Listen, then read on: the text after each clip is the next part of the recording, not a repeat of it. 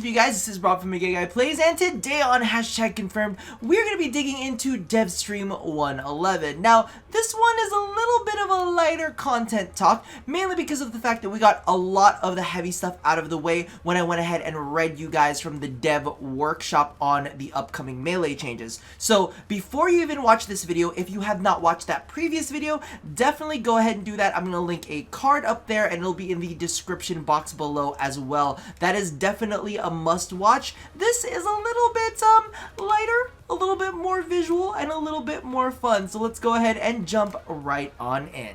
Now, straight out of the gate, we're going to be talking about some new deluxe skins, but we're going to start things off by getting in the meat of the thing, specifically Mr. Meat himself, Nidus. And if you guys have not seen this, oh my god, it is absolutely freaking amazing. It is some more work by Liger Zanuka. Now, if you guys don't already know him, which you should because I've mentioned him in many a video already, he is a Tennogen artist. He is just a graphical artist in general, absolutely super duper talented, and DE has contracted him to do some deluxe skins for them. So as you can see right here, there is like some sort of spirit creature in the middle doing a trust fall into like a metal armored thing, and there's flesh. It's a lot to take in, and the really cool thing about this is they actually showed a little bit of, not a clip, but like a working image where they showed like, oh, you know, when you get this many stacks, you get this bit of armor. When you get this many stacks, you get this bit of armor, so on and so forth. So this is actually kind of like a progression into the final form. However,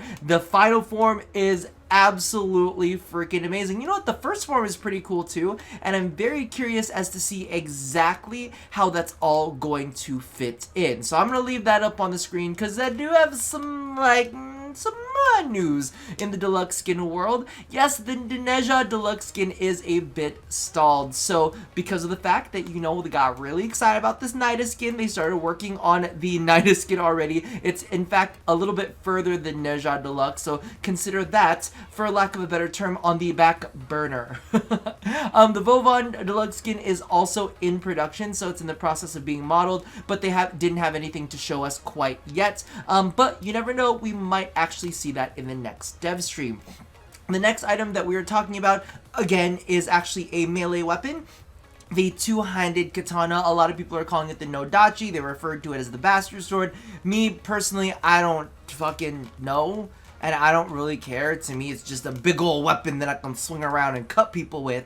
So that's definitely something that's really, really cool. It has like this weird, like, spirity, misty effect. And the most important part of this conversation is they did say that it would be coming out with the next frame. They even stated that the next frame would be covered in the next dev stream. They didn't say that they were going to show it. They didn't give us abilities or anything like that, but they said that they would be showing it in the next dev stream. So that's definitely something to keep your eyes out for. This also kind of went along with the melee talk, so check out that video. I'm stressing it because it's a very, very important thing to like be aware of, is the melee changes, because they are massive. Now, the next little bit that they did show, which is funny because in my notes it just says dojo shit. But realistically, they did actually go ahead and show some of the dojo lighting that is going to be coming up fairly soon, so we should be able to see that within the next update or two. And we'll be able to make changes in, you know, the dojo to make things prettier. They also went ahead and showed off the new dojo obstacle course. Again, it's not really a big thing for me to show interest in. I'm not really, you know, all that big in caring about it, but it did look fun, and there looked to be some very interesting features, kind of like these attack dummies that you have to kill in order to complete the course, some panels that are instant death, Orokin lasers that would kill you outright as well. So that seems pretty cool for anybody who is interested in creating kind of like those dojo obstacle courses. Me personally, I'm a little bit more excited about the next thing that they showed off, which of course is Warframe's, I want to say replication? No, replacement of Nvidia Physx. Now, for those of you guys who don't know about this whole subject, Nvidia Physx has these amazing particles that are kind of built into their graphic system, and for the longest time, Warframe has had these amazing particle effects, but it's completely relegated to that specific graphics card. So AMD users and Intel users, they weren't able to see that kind of stuff, just the people who turned it on in Nvidia Physx. So now, because of the fact that Nvidia is getting rid of that, they're no longer going to be supporting it, DE is working on their own, and they are absolutely freaking gorgeous. Now, of course, you know, Physx was there, so it looks like they've upped the game. They did say that there were going to be a lot of different options to turn it off or turn it all the way up. In fact, they have their own setting called Ludicrous, where they double the, I believe it's double, or it's even more than that, I don't know, it's a lot. It's a lot of particles, and it's going to be very flashy and very sparkly, and I'm into all of that visual stuff, so I'm really, really excited to see it in action, but I'm even more excited to see how it performs on my computer. Curious. I just, you know, it's kind of like whenever some of these things happen, I want to see exactly what's going to be going on with my CPU, because I'm either going to be changing my processor or my graphics card. One of the two. It's got to happen at some point, right? So that's very, very exciting. Along with that, they showed off the work that they've been doing on the UI, and how do I put this? It's nothing that we haven't really seen before. They've shown us some of the different color themes out there, and I hope that they either end up coming up with a good amount of themes that we can all kind of swap in and swap out, or at some point down the line be able to store our own personal color theme settings. They did make note of the fact that no, we would not be able to customize it straight out of the gates, but you know, we'll see all what happens with that. Now, the last little bit that I did want to go ahead and chat about is, of course, we have the Sarin rework. I know that they're calling it the rework. I know that they're just calling it a straight up, no, it's a rework, because it's the Sarin 2.0, anyway, you know, it's more than that. But they actually went ahead and touched on some of the more polishing things that they're doing with Khora changes.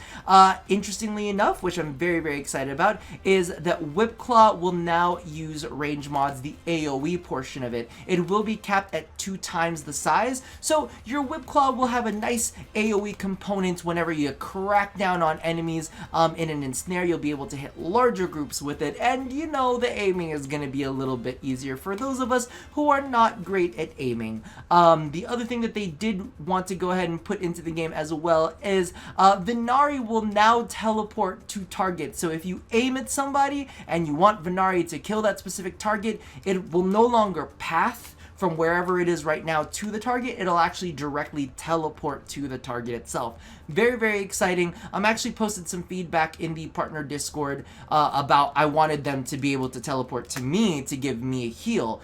Right now the teleportation feels just a tad bit slow, so I'm crossing my fingers that they do speed that up. Plus they said that they were gonna work on the animations for that, so hopefully all of that will kind of, you know, get Venari to where she needs to be a little bit faster than where she is now. And I do kind of want to finish this off as one of those things, as you know, the thing about leaving feedback, and I get a lot of like shit for this, you know, oh, Rob just supports DE blindly, it's just a yes man, you know, it's a little bit of a shill. One of the things that you guys tend to not see is some of the more, how do I put this, more intense feedback.